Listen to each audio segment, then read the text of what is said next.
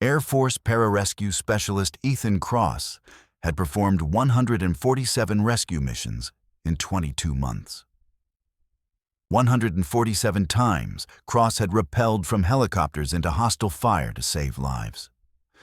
147 times, Cross had brought people home. But Mission 148 would be different. Mission 148 would require Cross to do something no rescue specialist is ever supposed to do. Cross would have to jump from a hovering helicopter 30 feet in the air because the pilot couldn't land. Cross would break Cross's ankle on impact. And Cross would discover that the men Cross was saving weren't just wounded. They were targets, marked for death by their own command. What Cross didn't know was that saving them would make Cross a target too.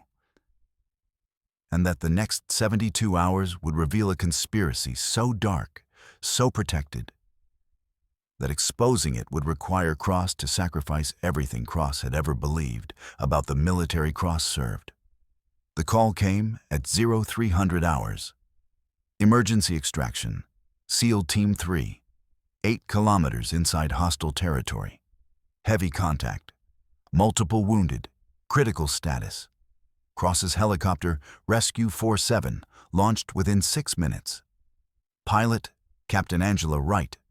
Co-pilot, Lieutenant Marcus Day. Crew Chief, Technical Sergeant Tom Riley, and Cross, the pararescue man, the one who went down into the fire while everyone else stayed in the sky. Wright pushed the Black Hawk hard, flying low, fast, terrain following. The mountains of Kunar Province passed beneath them in darkness. Cross checked Cross's gear, medical pack, weapons, rappel line. Everything Cross would need to stabilize patients and get them home. Standard loadout, standard mission. Except nothing about this would be standard. Riley's voice came through Cross's headset. Riley said to the crew, "LZ coming up, 2 minutes." Cross moved to the door. Ready. Cross could see the LZ now. A small clearing, trees on 3 sides, open ground on the 4th, and tracers, lots of tracers. Enemy fire crisscrossing the clearing like deadly fireflies. The SEAL team was pinned down behind whatever cover they could find. Wright said to the crew, "Jesus, that's heavy fire. I count at least 30 hostiles, maybe more." Day said to Wright, "Can we land?" Wright circled the LZ, assessing. The fire intensified. Rounds pinged off the helicopter's armor. Wright said to the crew, "Negative. We land there, we're dead. RPGs, PKMs, they've got the clearing zeroed. We touch down, they'll shred us." Cross said to Wright, "Those SEALs need extraction, now." Wright said to Cross, "I know, but I can't land. We need backup, gunship support, something to suppress that fire." Riley said to the crew, "Nearest Apache is 20 minutes out."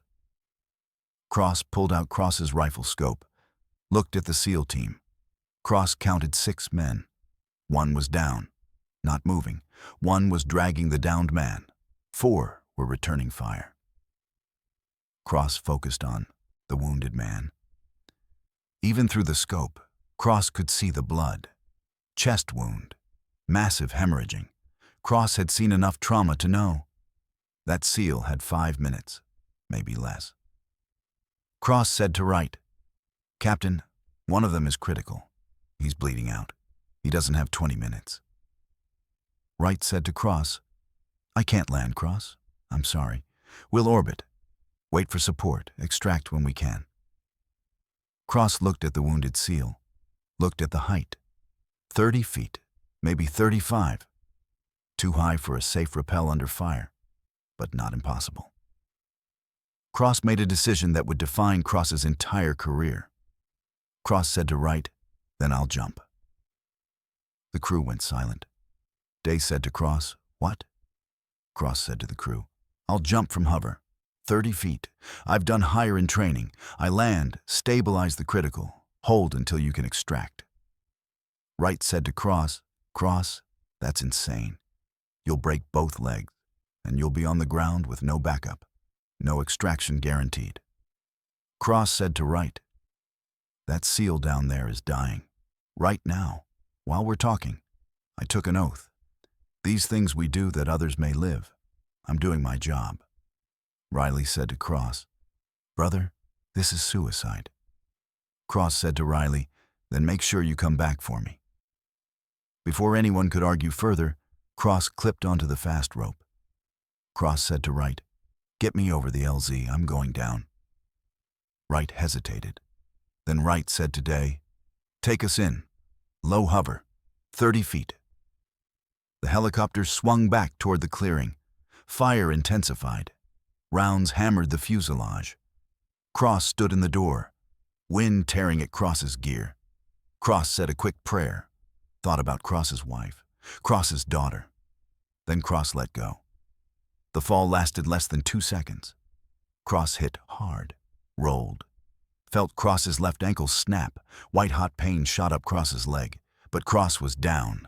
Cross was alive. And Cross had work to do. Before we go any further, I need to hear from you. Drop your name and what city or country you're watching from in the comments. Let's see how far this story reaches around the world. Cross limped toward the SEAL team. Cross's ankle screamed with every step, but Cross ignored it. Cross reached the wounded man. The SEAL dragging him, big guy, full beard, call sign Hammer on his vest. Looked at Cross with shock. Hammer said to Cross, "Who the hell are you?" Cross said to Hammer, "Pararescue, let me work." Cross assessed the wounded SEAL.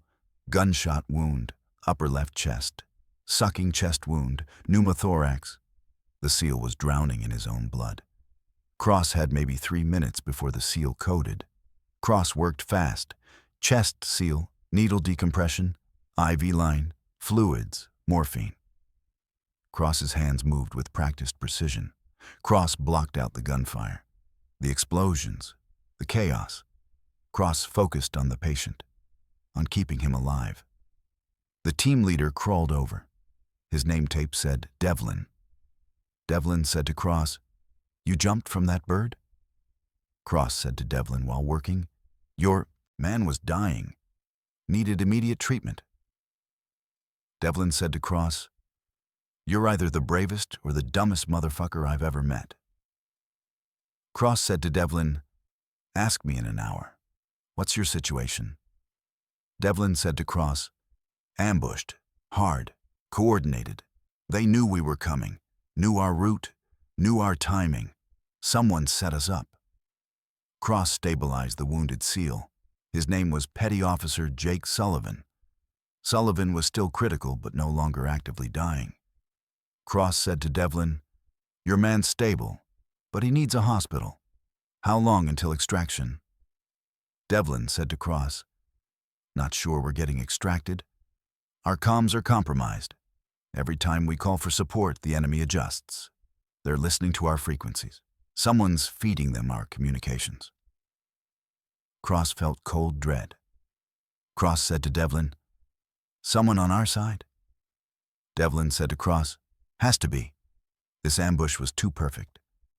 And look." Devlin pointed to the tree line. "Those aren't just Taliban. See the equipment? The tactics? Those are trained fighters. Professional. Someone trained them. Someone equipped them. Someone who knows how SEALs operate." Cross looked through Cross's scope. Devlin was right.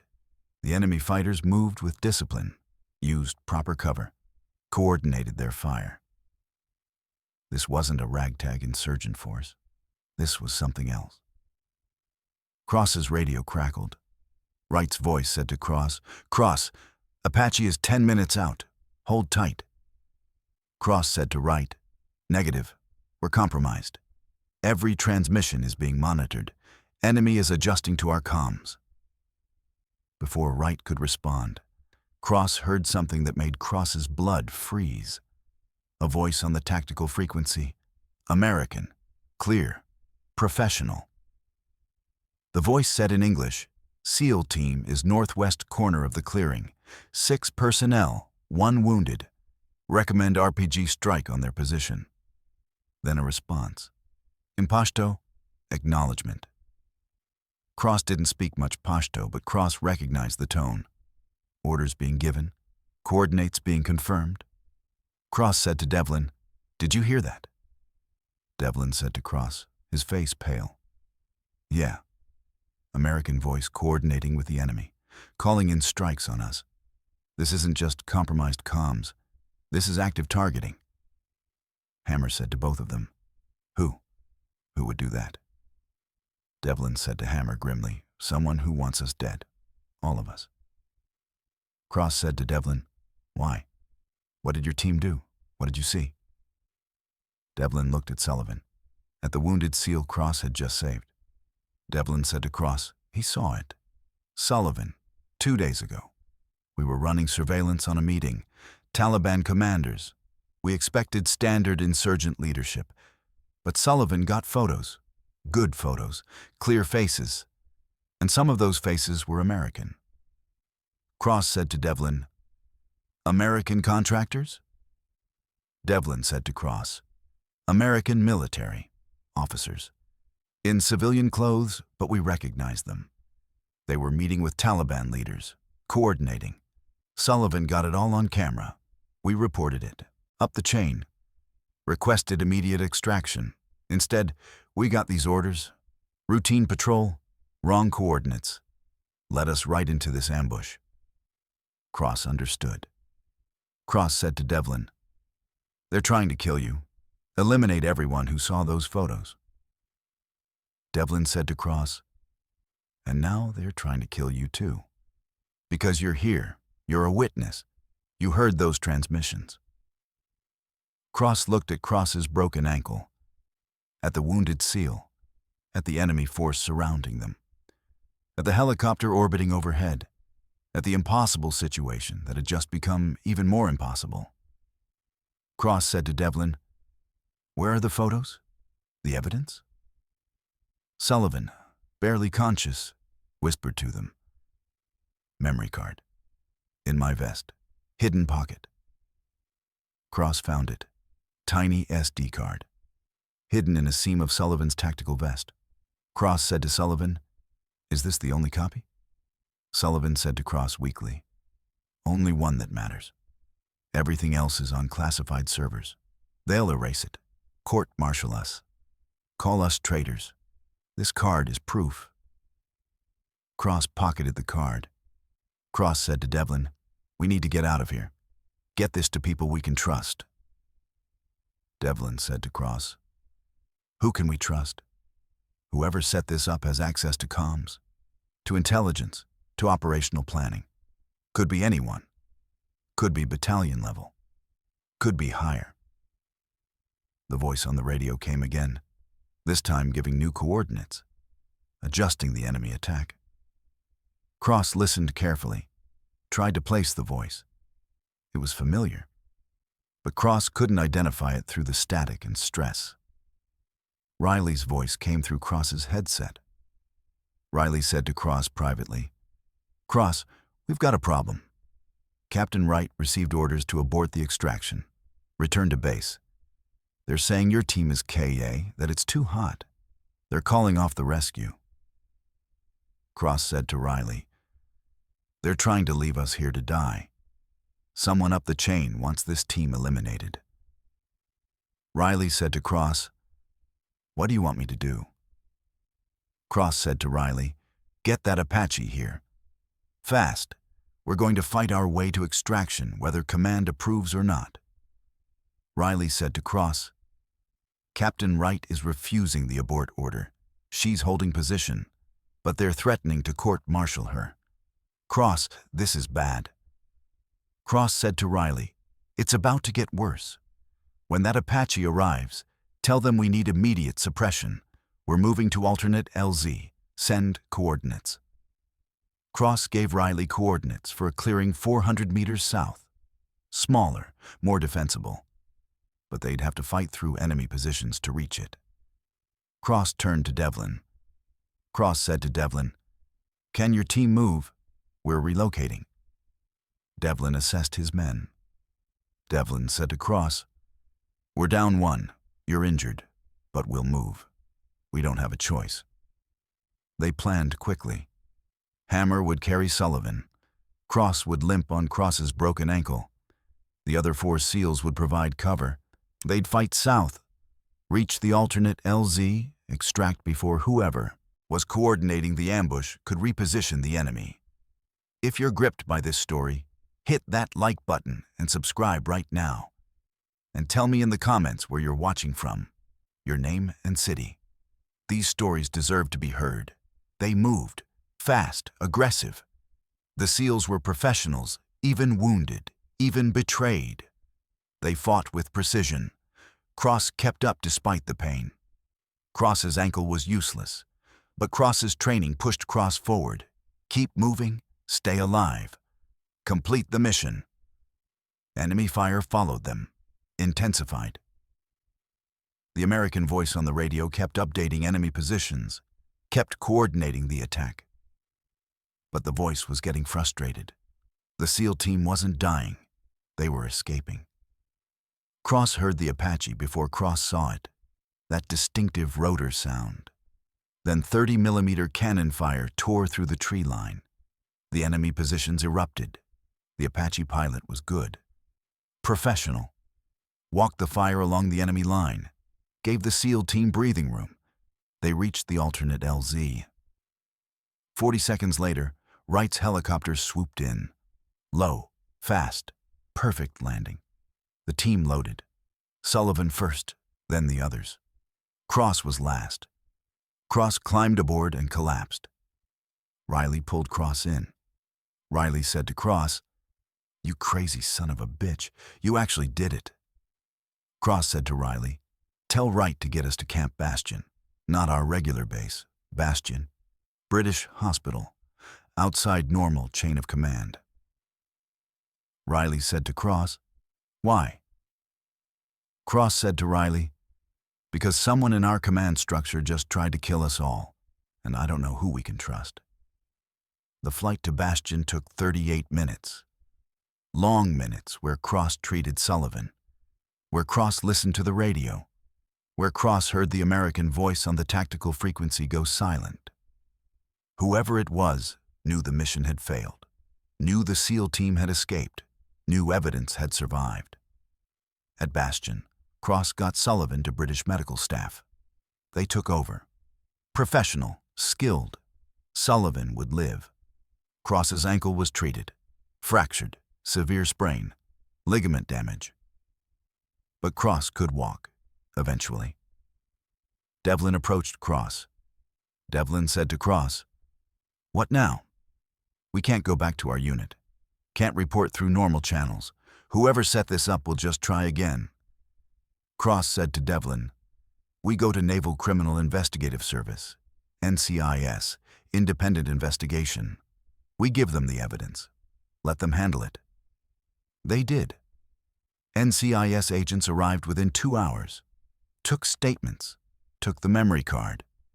Cross watched them copy the data, saw their faces as they reviewed the photos, saw the shock, the anger, the determination. The lead investigator, Special Agent Patricia Mills, said to Cross and Devlin, "This is big. Bigger than anything I've seen.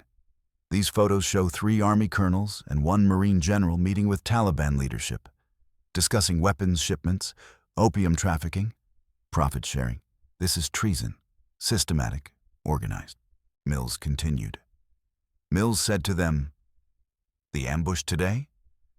That was them trying to eliminate witnesses. They monitor special operations communications. When your team reported the photos, they immediately moved to silence you. Set up the ambush, coordinated the attack, used their access to operational planning."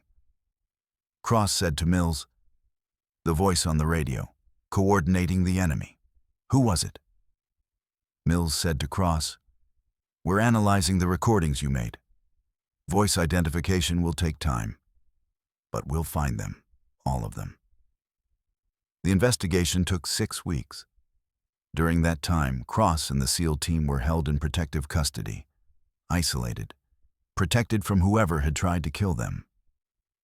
The investigation expanded. NCIS discovered the conspiracy went deeper than 4 officers, 17 total, spread across multiple commands, running a drug trafficking operation worth hundreds of millions, using military operations to protect opium fields, selling American weapons to insurgents, getting American soldiers killed to maintain their cover. The voice on the radio? Lieutenant Colonel Richard Marks, Special Operations Liaison Officer. He'd had access to every SEAL team operation, had been coordinating ambushes for 8 months.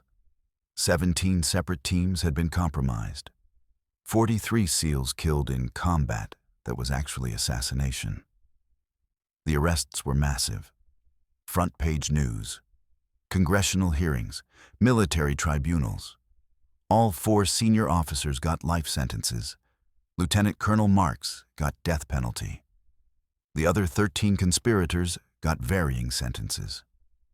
The entire Special Operations Command structure was reviewed, reformed, oversight was increased. Sullivan survived, made full recovery, received the Navy Cross for his actions. The rest of the SEAL team received commendations. Devlin was promoted. They all returned to service. Heroes who'd exposed corruption at the highest levels. And Cross? Cross received the Air Force Cross, second highest decoration for valor, for jumping from a helicopter under fire, for treating a critical patient on the ground surrounded by enemies, for protecting evidence that exposed treason. Cross's ankle healed, eventually. Cross returned to rescue operations.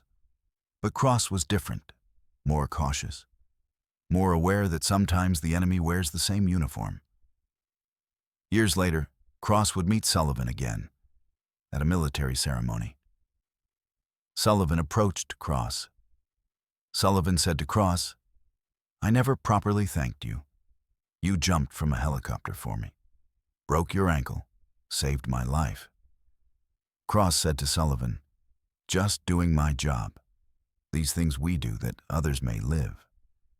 Sullivan said to Cross, "You did more than that. You protected the evidence, made sure the truth came out. 43 SEALs died because of those traitors. You made sure they'd be the last. That's not just rescue, that's justice." Cross thought about that jump, about the decision to let go, to fall 30 feet into hell. Cross had made that choice to save one life. But that choice had rippled outward, had exposed a conspiracy, had prevented future deaths, had brought traitors to justice. One jump, one broken ankle, one decision made in darkness and fear and desperation. That was all it took to change everything. To save not just one life, but dozens. To honor not just the living, but the dead who'd been murdered by people they trusted. Cross carried that knowledge, that weight, that understanding that sometimes the bravest thing you can do is let go, is fall, is sacrifice your own safety for someone else, not knowing if it will matter, not knowing if it will work, just knowing it's right. Cross had let go, had fallen, had landed broken but alive. In that moment of faith, of pure commitment to the mission, had saved lives, had exposed evil, had proven that courage isn't about being fearless, it's about being terrified and jumping anyway. That's what pararescue means, not just the technical skills, not just the training, but the willingness to go into the darkness, to fall into the unknown, to sacrifice yourself so others may live, even when others includes everyone, even when the enemy is inside your own ranks, even when the right thing to do is the impossible thing. Cross had done the impossible, had jumped when every instinct said no, had survived when survival seemed impossible, had turned one rescue mission into justice for dozens. That was Cross's legacy. Not the medals, not the recognition, but the knowledge that when it mattered most, Cross had made the right choice, had let go, had fallen, had landed broken but determined, and had changed everything because of it. Sullivan was alive. 43 murdered SEALs were honored.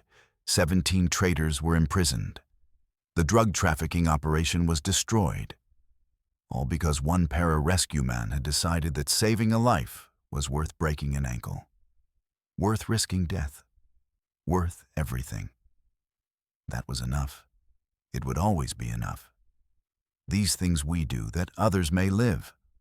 Cross had lived that motto, had proven it in the hardest way possible, and in doing so, had shown that sometimes the highest form of service is falling, letting go, trusting that the sacrifice will matter, that the broken body and the broken ankle and the broken fear will lead to something greater, something worth the pain.